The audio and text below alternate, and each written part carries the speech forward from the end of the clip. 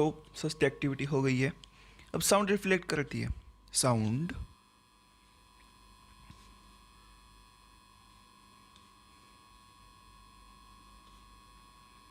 इसके बेसिस पे हम और एक चीज़ देख लेंगे, इको। अब इको मतलब क्या?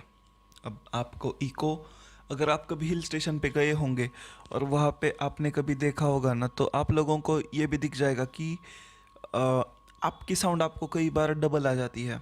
या फिर आपने कभी अपने अपार्टमेंट में, समझ लो आप 11, 12, 13, 14 फ्लोर पे हो और आपने अगर ऊपर से नीचे आवाज़ लगाई ना कि चलो हमने चिल्लाया सिक्योरिटी गार्ड, तो आपको आपको फिर से आपकी खुद की आवाज़ सुनाई देगी, लेकिन वो कुछ थोड़े से गैप के बाद सुनाई देगी। तो ये क्यों होता है? दिस इज़ बिकॉज एको होता हो रहा है वहाँ पे। एको मतलब क्या?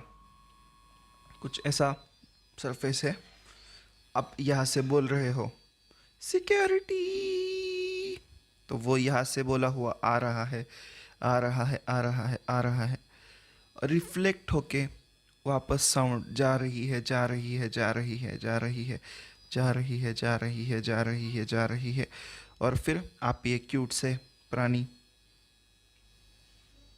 रुको आप क्यूट नहीं दिख रहे, मैं आपको क्यूट बना देता हूँ। हाँ, तो आपने कहा तो फिर से आपको सुनाई देगी आपकी ही आवाज़।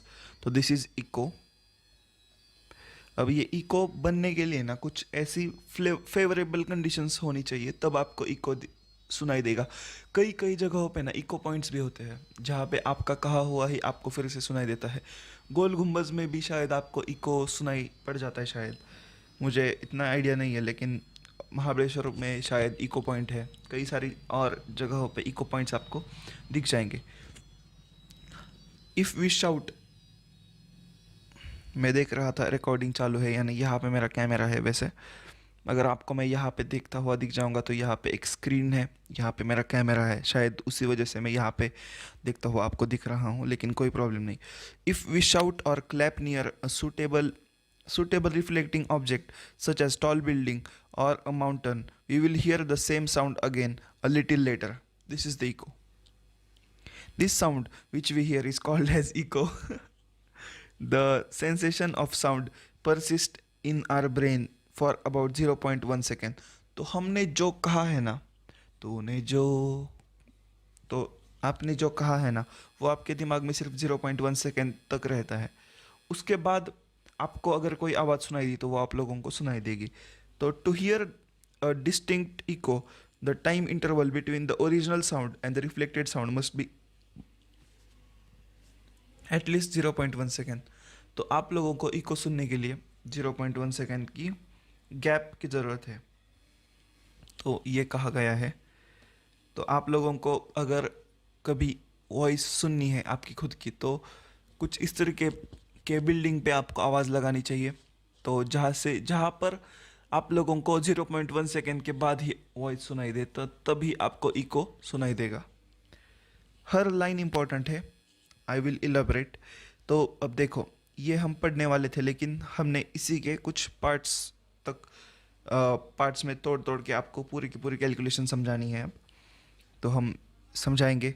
If we take the speed of sound to be 344 metres per second at a given temperature से 22 degree Celsius in air, the sound must go to the obstacle and reach back to the ear of listener in after 0.1 second.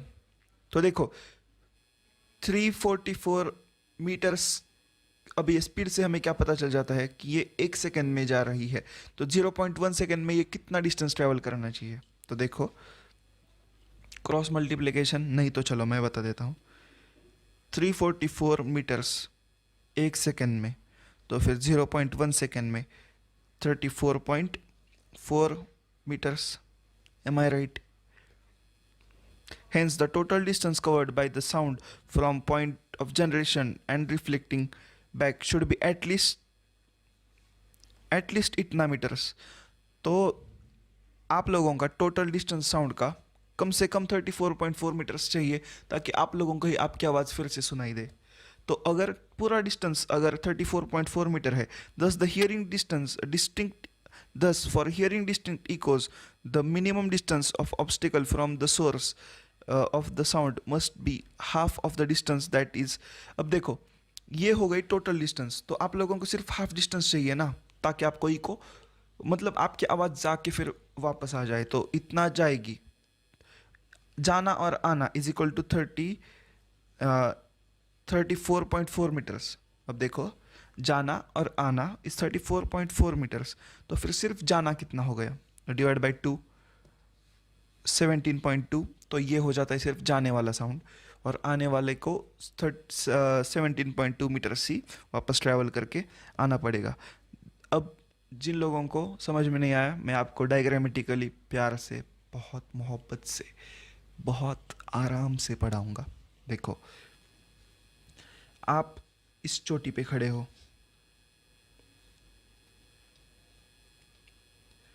ये mountain का यहाँ पे है, और एक दूसरा mountain है कुछ यहाँ पे इस तरीके का। तो आपने यहाँ से चिल्लाया, I love you Salman Khan, I love you Salman Khan, I love you Salman Khan, I love you Salman Khan, कुछ इस तरीके से जाएगा आवाज़। उसके बाद फिर से वहाँ पे रिफ्लेक्ट होके आएगा, I love you Salman Khan, I love you Salman Khan, I love you Salman Khan, तो कुछ इस तरीके से वापस आ जाएगा। अब देखो अगर ये डिस्टेंस बहुत कम हुआ ना, अगर ये माउंटेन यहाँ पे आ जाएगा ना, तो आपने जो कहा वो आपको इको तो हो जाएगा, लेकिन आपको ही सुनाई देगा, मतलब आपका आवाज़ आपको 0.1 सेकेंड से पहले ही सुनाई देगा, तो आपको इको हुआ है। ये देखो इको हो रहा है, ये आपके ब्रेन के बेसिस पे है। अगर आपका ब्रेन प्रोसेस नहीं कर रहा है ये चीज़ें इतनी फास्ट तो नहीं होगा, तो आपको इको सुनाई नहीं देगा। लेकिन अगर वो बहुत दूर हो गया तो आपको कुछ देर बाद सुनाई देगा, और बहुत फेंट सुनाई देगा।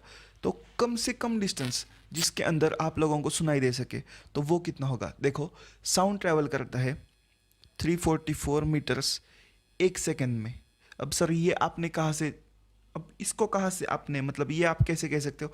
देखो बेटा स्पीड ऑफ साउंड इज़ क्या, 344 मीटर्स पर सेकेंड। अब 344 मीटर्स पर सेकेंड मतलब क्या होता है। अब देखो ये यूनिट भी मैं आपको स्प्लिट करके बता रहा हूँ। स्पीड का यूनिट होता है डिस्टेंस अपॉन टाइम, डिस्टेंस कितना ट्रैवल हो रहा है किसी टाइम में। यहाँ पे 344 मीटर्स ट्रैवल हो रहा है एक सेकेंड में, तो फिर 0.1 सेकेंड में मुझे बताओ आप कितना मीटर्स ट्रैवल करेगा ये। तो देखो 344 अपॉन 0.1, सॉरी इंटू 0.1 कर लेते हैं ताकि आप लोगों को समझ में आ जाए। तो देखो 0.1 का ही फिर फ्रैक्शन आप जब तोड़ोगे तो कितना आ जाता है, 1/10, तो वो आ जाता है 334.4 मीटर्स। देखो तो इतना कुछ उसे ट्रैवल करना पड़ेगा 0.1 सेकेंड में। 34.4 मीटर्स ट्रैवल करेगा ये 0.1 सेकेंड में। अब हमने ये तो जान लिया कि एक सेकेंड में कितना ट्रैवल करना है, तो क्या इसका मतलब ये है कि यहाँ से यहाँ तक ट्रैवल करना है 34.4 मीटर्स, तो नहीं, this is not really necessary. लेकिन अगर करेगा 34.4 तो क्या उसे सुनाई देगा, हाँ इको तो सुनाई देगी, लेकिन आपको सिर्फ 0.1 सेकेंड का ही समझ लो। आपको किसी ने बताया कि मुझे 0.1 में चाहिए, तो मिनिमम डिस्टेंस कितना होना चाहिए, तो मिनिमम डिस्टेंस होना चाहिए जाओ और आओ इज इक्वल टू 34.4 मीटर। मतलब जाओ सिर्फ होना चाहिए हाफ ऑफ द आओ, मतलब जाओ प्लस, अब देखो दिस इज जाओ, जाओ, और ये आओ वाला है आ ओ ए ओ, तो आपको आओ और जाओ, आपको आओ प्लस जाओ चाहिए कम से कम 34.4 मीटर्स। इसका मतलब क्या, आपको आओ सिर्फ आओ कितना चाहिए, तो सिर्फ आओ आपको चाहिए, मतलब कितना आएगा, ऑब्वियसली 17.2, इसका हाफ एग्जैक्टली हाफ आ जाएगा। तो वो आपको कम से कम डिस्टेंस चाहिए अगर आपको एक सक्सेसफुल इको सुननी है तो बस यही मुझे एक्सप्लेन करना था। जिन लोगों को समझ में नहीं आया 5 मिनट पहले का फिर से रिवाइंड करके देख लो, आप लोगों को 101% समझ में आने वाला है ये। आपको अगर जाओ और आओ नहीं समझ में आ रहा तो देखो जाने का डिस्टेंस और आने का डिस्टेंस, पूरा डिस्टेंस जो है टोटल, तो वो आपका होना चाहिए 34.4 मीटर। लेकिन इज इट नेसेसरी कि यहाँ से आपका जो पत्थर है या फिर जहाँ पे आपका साउंड रिफ्लेक्ट कर रही है वो 34.4 मीटर हो, तो दिस इज़ नॉट इम्पॉर्टेंट। आपको टोटल डिस्टेंस साउंड जो ट्रैवल करेगा वो चाहिए 34.4। अगर साउंड स्ट्रेट ट्रैवल करता है और फिर वापस आ जाता है तो वो सिर्फ 17.2 में ही आपको एक इको प्रोड्यूस करके देगा। तो this is what it is saying, this distance will change with the temperature of air. अब ये भी चीज़ है, अगर आपने सुबह मतलब जब ठंड होती है तब आपने अगर कहीं पे इको सुन ली तो ऐसा नहीं है कि दोपहर तक आपको इको सुनने को मिल जाएगी, बिकॉज दोपहर में टेम्परेचर बढ़ जाएगा, स्पीड ऑफ साउंड भी बढ़ जाएगा, शायद आपको सुनाई दे शायद आपको सुनाई ना दे। इको में be heard more than once due to the successive or multiple reflections. अब देखो ये सबसे पॉपुलर है जब आप बिल्डिंग्स में रहते हो। आपकी बिल्डिंग्स कुछ इस तरीके की होंगी, कुछ बिल्डिंग्स इस तरीके की होंगी, कुछ बिल्डिंग्स होंगी वो ऐसी होंगी। तो अगर आपने कोई ऐसा मशीन डेवलप कर लिया जहाँ से आप एक साइड से साउंड छोड़ोगे तो वो साउंड इस बिल्डिंग से इस बिल्डिंग में, इस बिल्डिंग से इस बिल्डिंग में, इस बिल्डिंग से इस बिल्डिंग में, इस बिल्डिंग से इस बिल्डिंग में जाके फिर आपको सुनाई देगा ना, तो आपको मल्टीपल इकोज एक ही साउंड के सुनने को मिल जाएंगे। बिकॉज यहाँ से भी आपको रिफ्लेक्ट होती हुई साउंड आ जाएगी, यहाँ से भी आपको रिफ्लेक्ट होती हुई साउंड आ जाएगी, यहाँ से भी आपको रिफ्लेक्ट होती हुई साउंड आपके कानों तक आ जाएगी। यहाँ पे भी एक बिल्डिंग बना लेते हैं तो कुछ इस तरीके से आपको मल्टीपल रिफ्लेक्शंस मिल जाएंगी। The rolling of thunder is due to the successive reflections of the sound from number of reflecting surfaces such as clouds and land। अब देखो रोरिंग ऑफ थंडर अभी आपने कभी सुना नहीं होगा तो मैं बता दूं, रोरिंग मतलब क्या होता है पता है क्या? आपको सिर्फ घर घर घर ऐसा आवाज़ सुनाई देता है बहुत टाइम के लिए, मतलब आकाश से जब बारिश होने वाली होती है उससे पहले, जब क्लाउडी एटमॉस्फेयर होगा तब। अब आप लोगों को और मेरे जैसे कॉमन लोगों को क्या लगेगा कि भाई इतने टाइम से बादल गरज रहे हैं।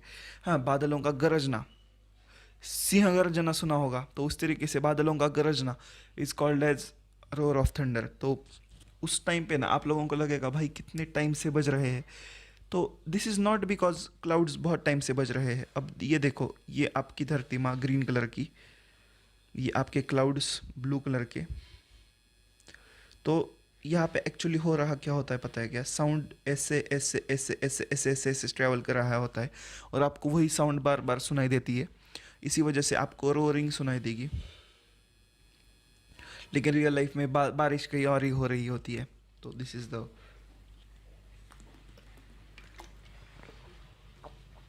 This is what happens when number of reflecting surfaces are present and numerous reflection of sound can be heard. See you in the next class. Bye bye.